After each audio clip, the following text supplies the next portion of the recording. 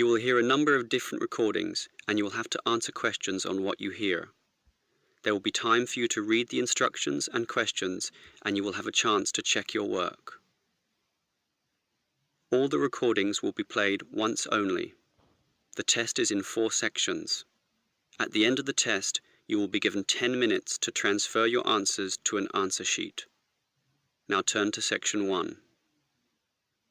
Section 1. You will hear 2 colleagues, Marcus and Ella, discussing details about the coming office party. First, you have some time to look at questions 1 to 5.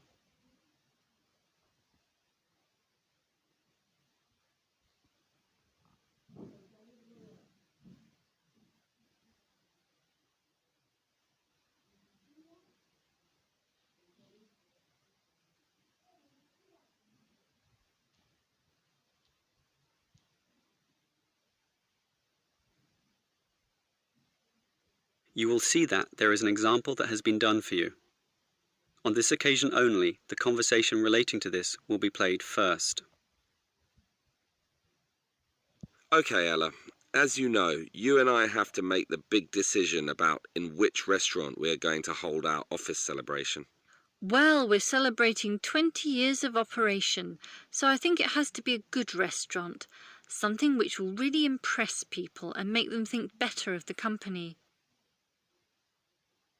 The company will be celebrating 20 years of operation, so 20 has been written in the space. Now we shall begin.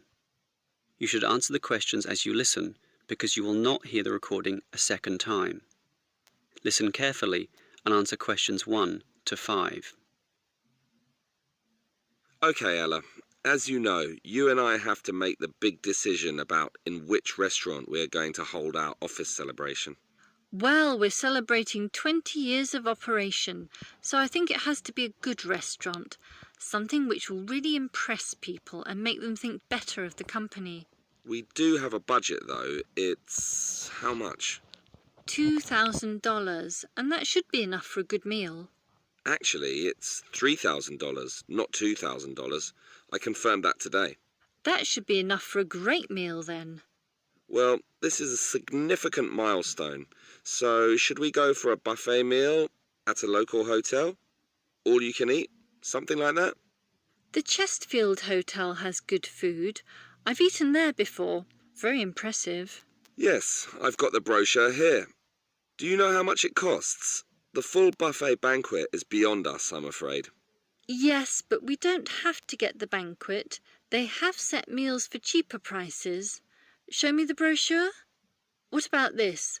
Set meals C is $50 a head, and that's just within our price range. It includes a main meal with prawns, and there's other seafood as well. Look, there's even a seafood platter with crabs, oysters, everything you like.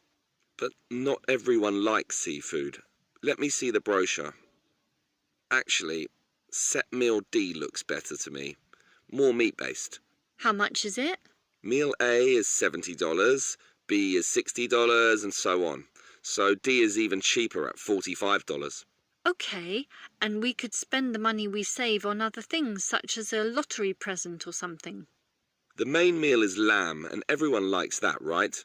It comes with soup, dessert, coffee, all the frills that you'd expect. What's the soup? Actually, all the meals come with soup.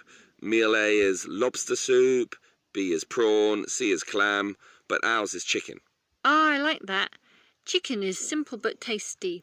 All those seafood soups are not nearly as nice. So, why don't we take meal D then? Before you hear the rest of the conversation, you have some time to look at questions 6 to 10.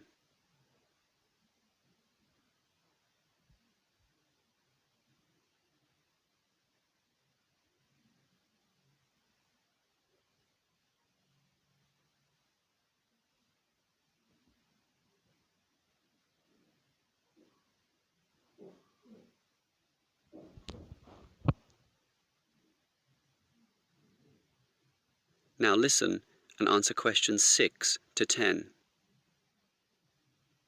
All right, we've picked the restaurant and meal for this celebration. So that just leaves the time and date to be decided. We need to do it soon. This month is the 20th anniversary, so what about the 14th? 14th? But wouldn't it be better to do it after the end of quarter reports are handed in? That way everyone will feel more relaxed. That's the 18th, after the middle of the month. Good thinking. That's why you're the office manager and I'm not. And that leaves the starting time. After work, but not too late, right? Well, any time is fine, I should think. 7 p.m, 7:30, 8 p.m. Does it really matter? Not too late, though. 8 p.m. is too late. 7 p.m. might be too early for those submitting the end-of-day accounts. Split the difference then, take the middle time. That will please everyone. Sounds fine by me. Let's do that then. Now, that leaves the minor details, you know, about clothes and what to bring and... Clothes? Isn't this an informal event? Yes, but it is an anniversary and we don't want people in jeans and jogging shoes. We don't necessarily want formal dress either. I agree. Formal is too, well, formal. Smart casual is better. Let's just say smart casual, okay? Okay. And should we allow smoking? Isn't that the hotel's decision? Do they allow smoking? They do, in designated areas, well away from the eating tables. Personally, I hate smoking and would like to ban it completely from this function, but to be reasonable, I think we can just follow the hotel's policy. If they allow it, so can we. Okay, that sounds fine. That just leaves... Whether the guests should bring anything with them? I think it would be a nice idea if everyone bought a... Let me guess, a card, right? A getting to know you card. No, a present, a small present, of course, to be put into a large box, and then everyone can reach inside and pull out something. A lucky dip. That should be a good laugh, don't you think? Great idea. That is the end of section 1. You now have half a minute to check your answers.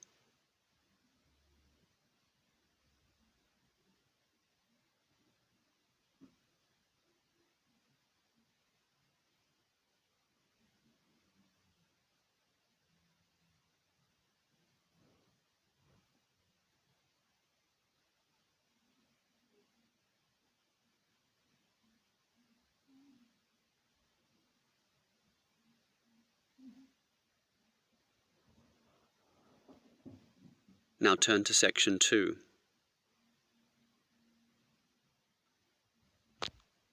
Section 2. You will hear a construction worker and university officer discussing the effects of some new construction on the university premises. First, you have some time to look at questions 11 to 15.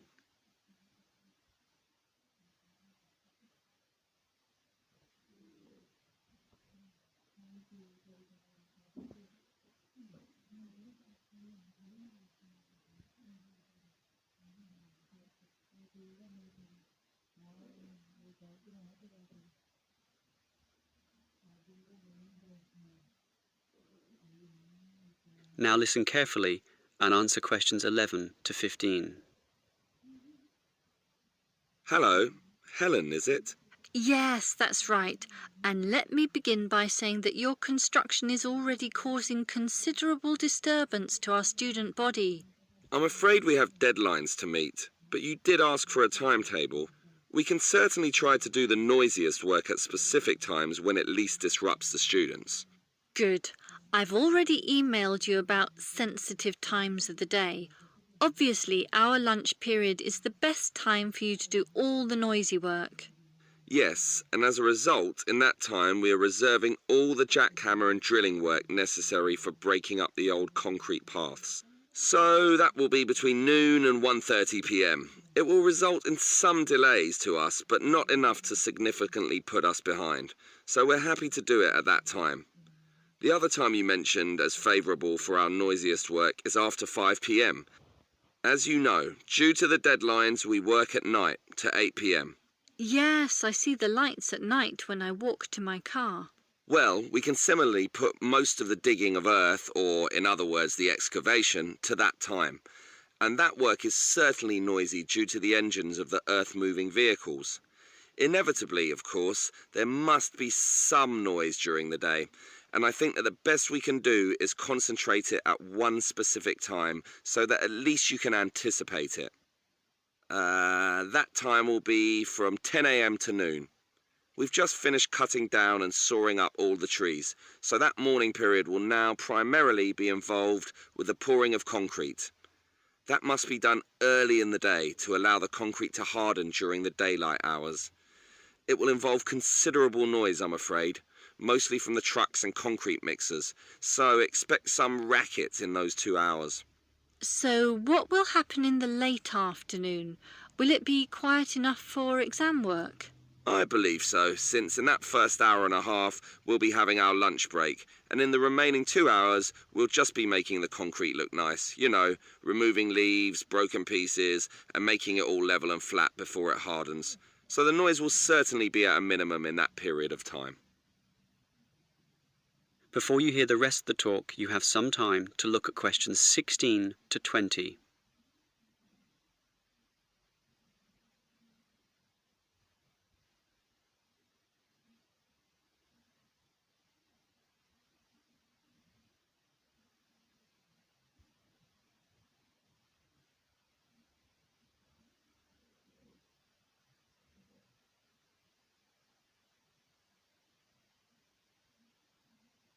Now listen and answer questions 16 to 20. Well, it's good to know this construction activity won't disturb us too much, and I trust it's all worth it. Perhaps you can tell me how this new plaza will look when it's all finished. Can you give me some idea of the final appearance? Oh, it's going to look very nice. For a start, right now we've just got concrete paths, and as you can see, we're breaking that up and removing it, and soon we'll be laying polished stone. Really? Stone? And polished too? Yes, it will look very good, nice and shiny, giving a touch of class. The university is certainly spending some money on this. I guess it will be the showcase plaza, especially with a fountain as well in the front corner. And there'll be shops too at the back in that other corner area.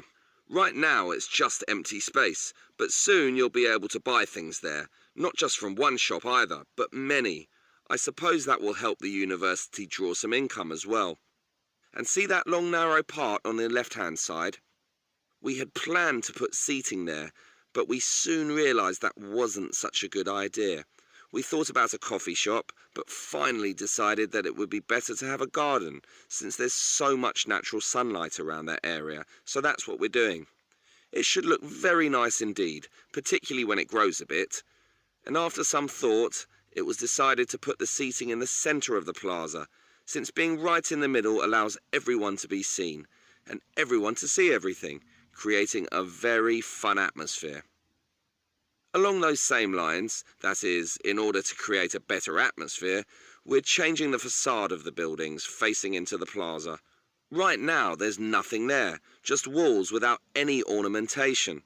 We thought that we could either paint them with interesting pictures, perhaps with modern art or that sort of thing, but then decided to simply hang plants there, in keeping with the natural look of the place.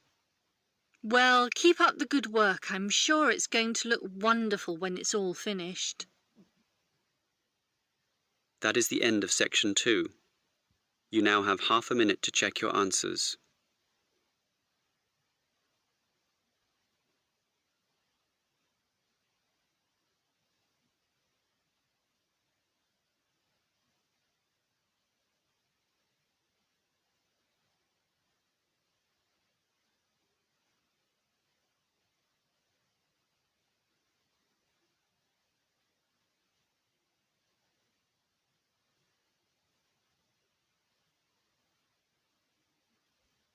Now turn to section 3. Section 3. You will hear 3 students, Steve, David and Susan, discussing a science lecture they attended. First, you have some time to look at questions 21 to 26.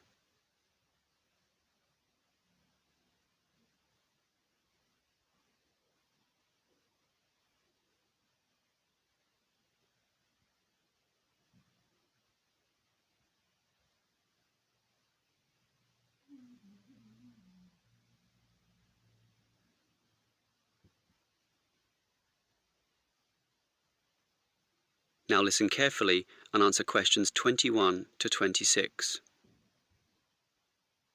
What did you think about the lecture, David? I thought it was rather interesting. I liked the way it examined the personalities as well as the achievements of the three great physicists of history. It was also interesting in the way it highlighted that all of them had traits in common, despite being removed by centuries. What did you think, Stephen? I thought, for their times, all three scientists were quite revolutionary.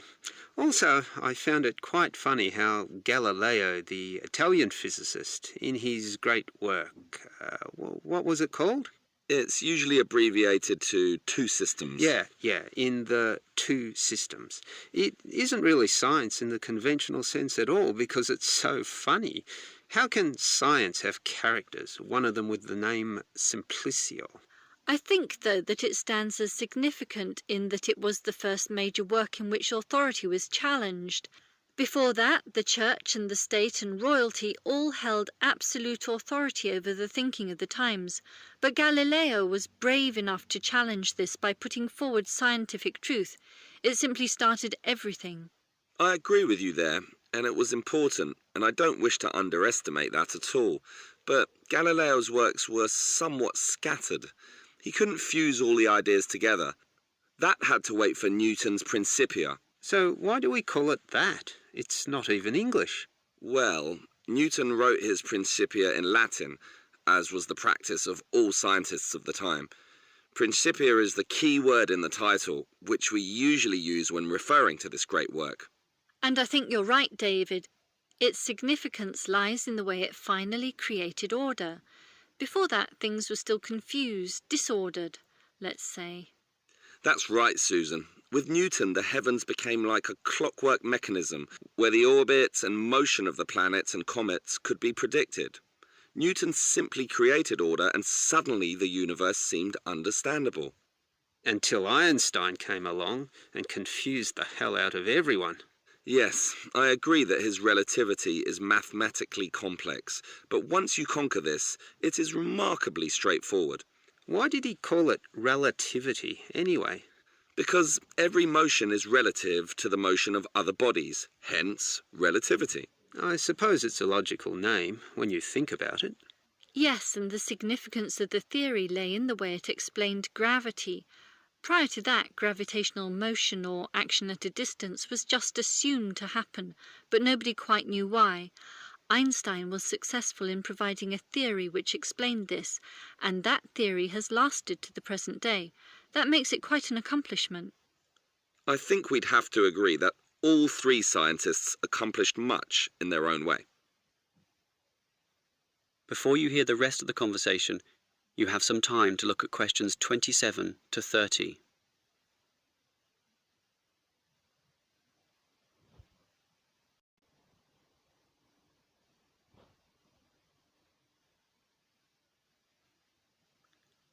Now listen and answer questions 27 to 30. So, David, you're obviously impressed with these three scientists, so it would be interesting to know who you think was the greatest of all. Well, strictly it's impossible to say, since everything is relative to the times in which these scientists lived. Newton built upon the works of Galileo and Einstein built upon the works of Newton. But that's not true, actually. Einstein's theories were non-Newtonian, which is why they were so substantially ahead of their time. Given this, I'd say Einstein is the greatest.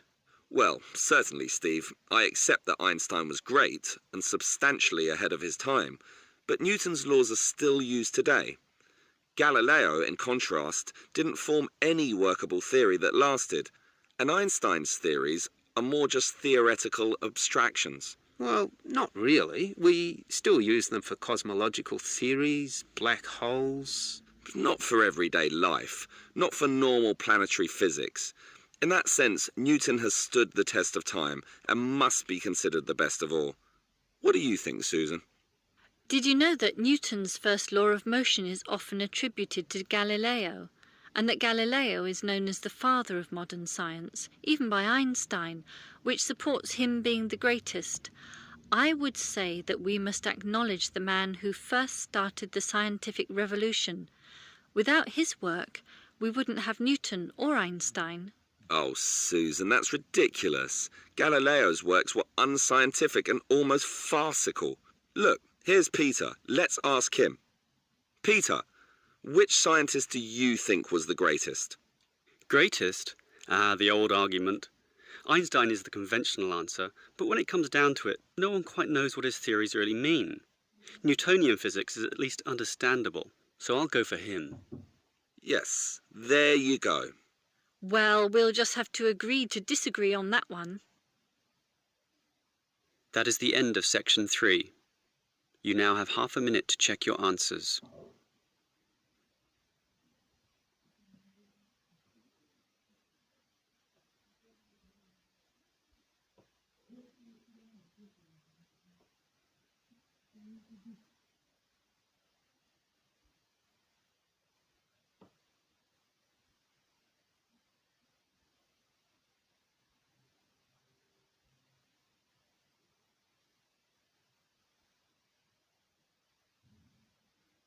Now turn to section 4. Section 4. You will hear a lecturer talking about brands and branding. First, you have some time to look at questions 31 and 32.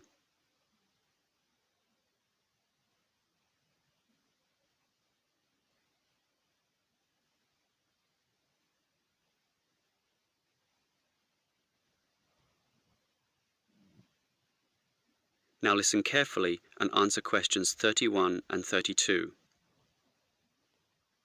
In the Wild West, without fences or defined ownership of land, one man's cattle could easily be mixed up with another. Hence, cattle were branded. That is, a sign was scarred onto their skin using a hot iron brand. Well, we still use the word today, but in a more general sense. Putting it simply, a brand is a name, term, design or symbol which identifies one's seller's goods from another. The car model might be called an Echo, but the brand is Toyota, complete with a Toyota symbol. People will trust brands, leading them to buy other products of the same brand. Then it has achieved brand recognition, which is a very good thing to have. Similarly, perhaps your clothes are Gucci, your jeans are Calvin Klein, your medicine is Procter & Gamble, and your cheesecake is the pleasantly termed Sara Lee. And that's the way you like it. Actually, all those previous brand names show you one way to coin the name of your brand. Just name your company and its products after yourself. This is known as using founders' names, which is all right if your name is catchy and cadent, such as, well, Calvin Klein, but there are many other ways as well. Before you hear the next part of the lecture, you have some time to look at questions 33 to 35.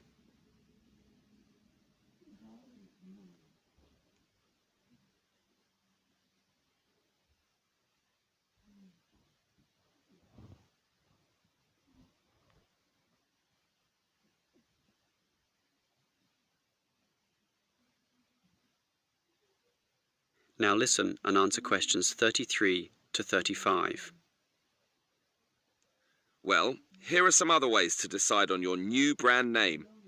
You could use an acronym such as IBM or AWA, which sounds modern, scientific, and technically proficient. You might also wish to evoke feelings with an evocative name, such as Everest Airlines, where the skies are yours, or Amazon Books, with streams of literature, biggest in the world, or Nike, named after the winged Greek god of victory. Alternatively, you might like to describe your product by using a descriptive brand name, Safe and Sleek Bedding, Ever Alert Security System, and so on. Or you could make it rhyme to be more easily remembered, Reese's Pieces, Faster Pasta, and others. Another method is just to invent a word where none existed before, technically known as a neologism. Names such as Wii, Kodak, or Rolex. And there are more methods as well.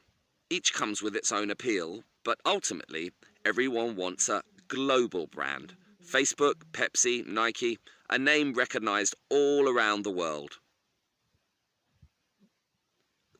Before you hear the rest of the lecture, you have some time to look at questions 36 to 40.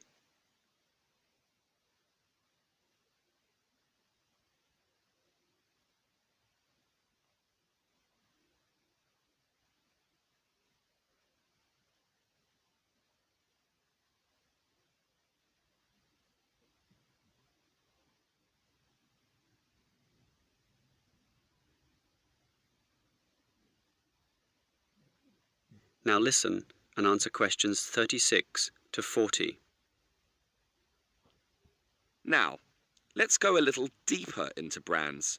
One of the things which companies seek for their brands is an independent identity, or a concept regarding how the buyer feels about or perceives the product.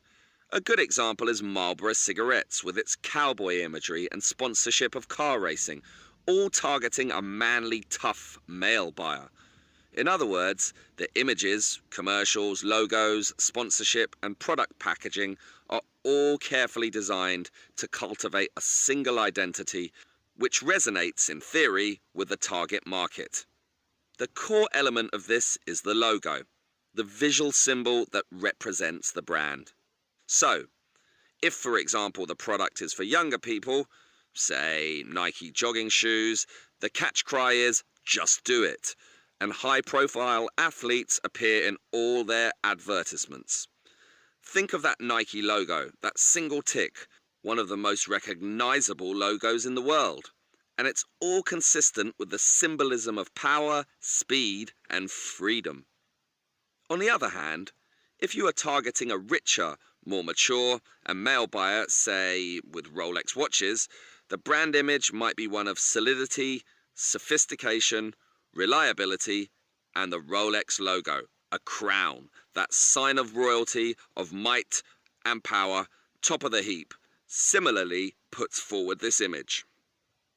If we are targeting the younger teenage market, say with Calvin Klein jeans, the brand image is one of sexiness, rebellion, and freedom from conventions. The logo is simply the name on the jeans, but it is linked to that famous series of sexy models and those controversial ads, which still run to this day. This is all big science now, collectively known as brand management. It's complicated, but when done well, can result in millions of dollars in extra sales. That is the end of section 4. You now have half a minute to check your answers.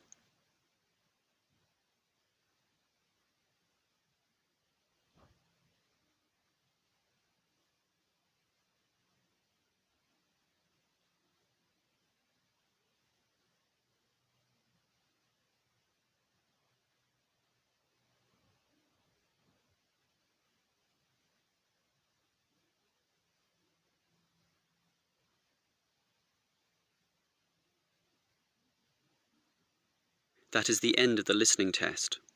In the IELTS test, you would now have 10 minutes to transfer your answers to the answer sheet.